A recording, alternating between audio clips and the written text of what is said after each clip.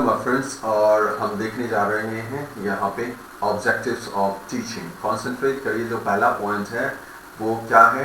To develop all round personality of the learner through the curriculum. जो curriculum है, जो plan रहता है करिकुलम, उसको आप यूज करते हुए, इस्तेमाल करते हुए बच्चे का पर्सनैलिटी है वो आप डेवलप करते हैं। ये एक ऑब्जेक्टिव है टीचिंग का। हम 5 ऑब्जेक्टिव देखने जा रहे हैं, कॉन्सेंट्रेट करें।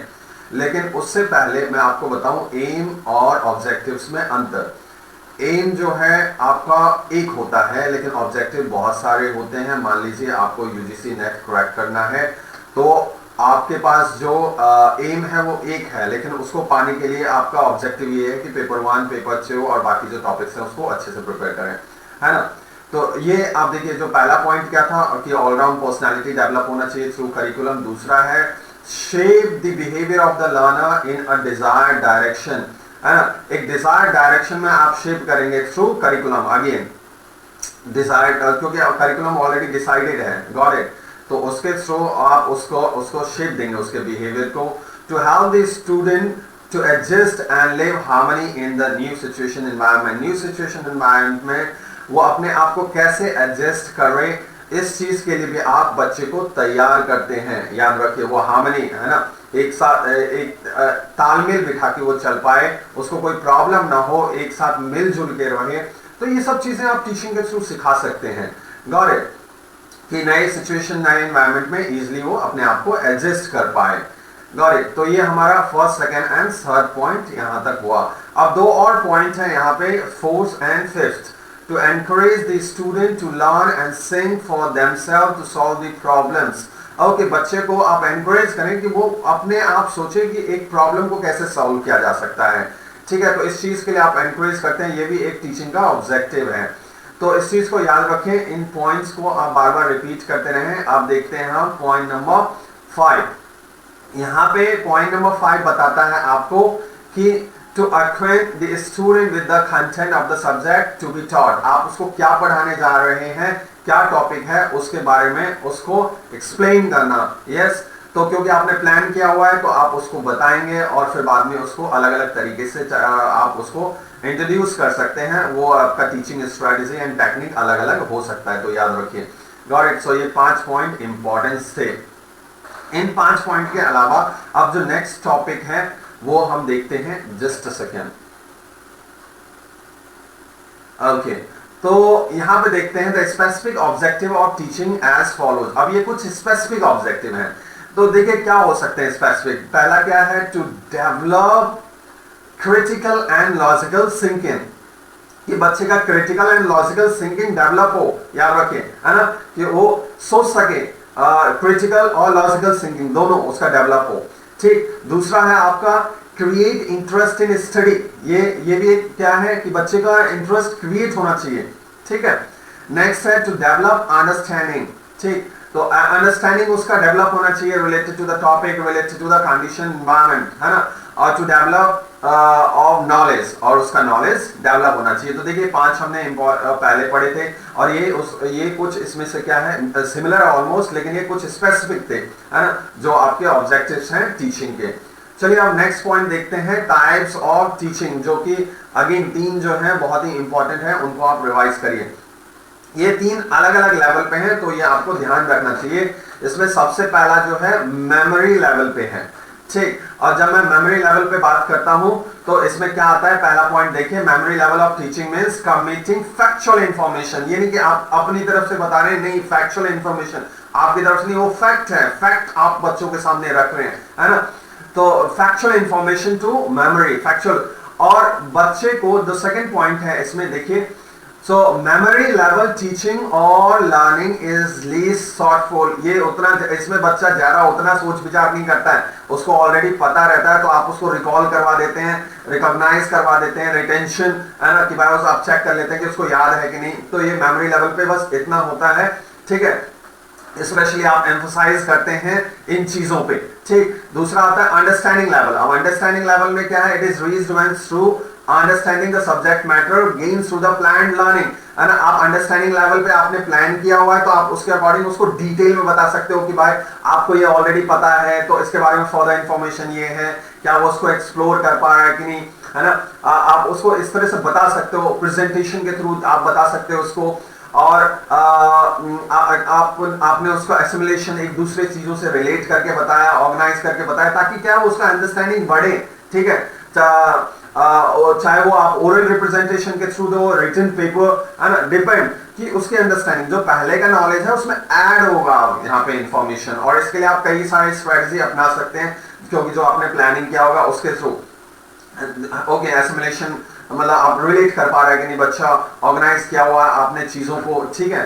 तो ये सब आप बताते हैं अंडरस्टैंडिंग लेवल पे, ताकि उसकी अंडरस्टैंडिंग लेवल बढ़े। ओके चलिए, अब नेक्स्ट आता है क्या, रिफ्लेक्टिव लेवल। इसमें क्या होता है, it consist of two phase की problem raising and problem solving. जब बच्चा ऑलरेडी अंडरस्टैंडिंग लेवल यानी उसको समझ में आया तो तभी तो वो क्वेश्चन पूछ रहा है आपसे, है ना, कि अच्छा इसमें ये भी हो सकता है क्या, ऐसा भी हो सकता है क्या, और क्या वो प्रॉब्लम सॉल्व कर पा रहा है। ये होता है रिफ्लेक्टिव लेवल। यदि बच्चा सीख गया तभी वो क्वेश्चन पूछेगा, है ना, उसको प्रॉब्लम आएंगे या फिर वो प्रॉब्लम सॉल्व कर पाएगा, ठीक। तो ये दो चीज बहुत ही इंपॉर्टेंट है। Teaching learning at reflective level involves what? Careful and critical examination of an idea or problem through the problem solving approach। तो देखिए reflective level क्या involve करता है, critical examination of idea और problem through the problem solving approach। तो critical examination कैसे कर रहा है, क्वेश्चन पूछ रहा है ना, और क्या वो अपने आप कर पा रहा है। तो ये reflective level है, रिफ्लेक्ट हो रहा है कि उसको उसका अंडरस्टैंडिंग लेवल पे कितना उसको समझ में आया, है ना। तो ये याद रखिए आप, ये दो पॉइंट इसके अंदर आता है। अब देखिए टीचिंग कैन बी डायरेक्ट और teaching can be what, indirect, ठीक। तो अब यहाँ पे टीचिंग डायरेक्ट और इनडायरेक्ट कैसे, यदि आप डायरेक्ट में बताऊं तो फेस टू फेस, है ना, और इनडायरेक्ट आपने बच्चे को काम दिया और उससे वो करके सीख रहा है, बस सीधी सी बात याद रखिएगा, ठीक है।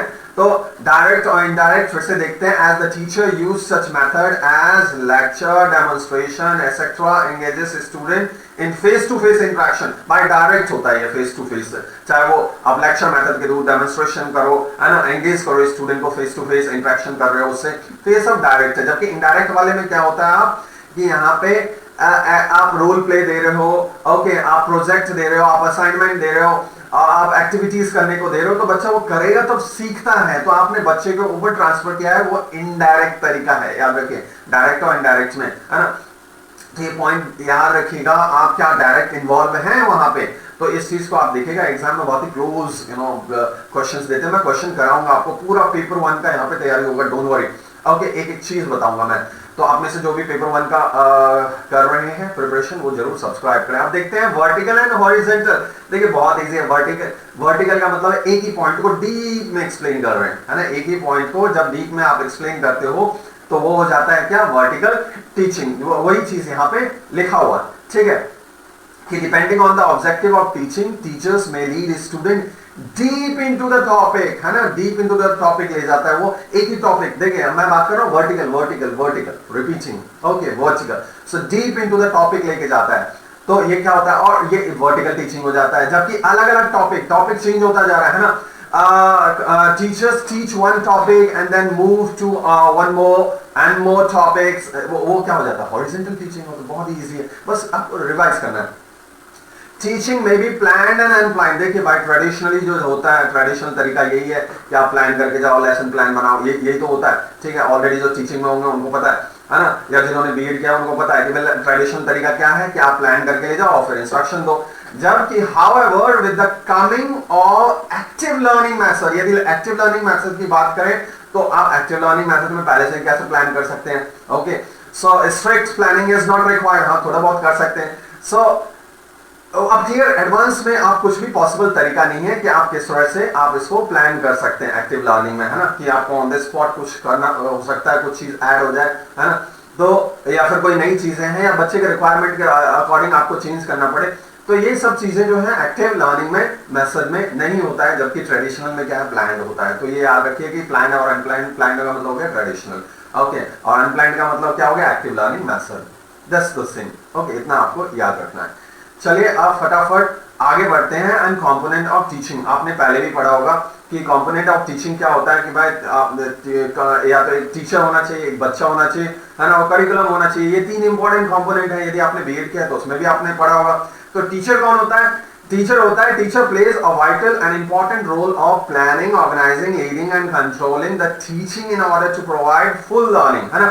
तो जो टीचर का क्या काम होता है कि भाई वो प्लानिंग करता है, ऑर्गेनाइजिंग करता है, लीड करता है, कंट्रोल करता है ना, ताकि क्या हो, स्टूडेंट को फुल नॉलेज मिले। ठीक, तो ये तो आपका टीचर का पार्ट हो गया। जबकि मैं स्टूडेंट की बात करूं तो स्टूडेंट कौन होते हैं? वो डिपेंड करते हैं टीचर के ऊपर, है ना। For what? लर्निंग स्ट्रैटेजी, कि भाई कौन सी स्ट्रैटेजी से वो सीख सकता है चीजों को, है ना। कि भाई टीचर अच्छा बेहतर बता सकता है ना कि भाई इस चीज को आप ऐसे सीख सकते हो, तो ये स्ट्रैटेजी अपनाओ। और किस चीज के लिए? कंटेंट के लिए, कौन सा कंटेंट पढ़ना है, कहां से पढ़ना है, क्या पढ़ना है, तो सारा टीचर के ऊपर डिपेंड होता है। स्टूडेंट पीपल्स जो होते हैं, जो बच्चे होते हैं, are there to act according to the planning, organising of the teacher to maximise learning, ताकि उसको ज्यादा से ज्यादा लर्न कर सके। तो ये तो स्टूडेंट हो गया, है ना। अब देखते हैं करिकुलम क्या होता है। करिकुलम यदि मैं बात करूं, करिकुलम की यदि मैं बात करूं तो इसमें क्या होता है? इंटरवीनिंग वेरिएबल होता है स्टूडेंट और टीचर के बीच में, याद रखिए, है ना। जो एम क्या होता है इसका कि स्टूडेंट और टीचर के बीच में इंटरवीनिंग वेरिएबल, है ना, कि भाई ये बीच में काम करता है स्टूडेंट के लिए भी और टीचर के लिए भी। So there are methods of teaching, strategies and techniques of teaching through which the various interaction between student and teachers takes place। याद रखिए, अब जो करिकुलम को आप टीचर और स्टूडेंट के बीच में कैसे आप मतलब ये यूटिलाइज होता है, आपका जो टीचर है उसके अलग अलग मेथड हो सकते हैं, स्ट्रैटेजी हो सकते हैं, है ना। चलिए, तो अब आगे बढ़ते हैं।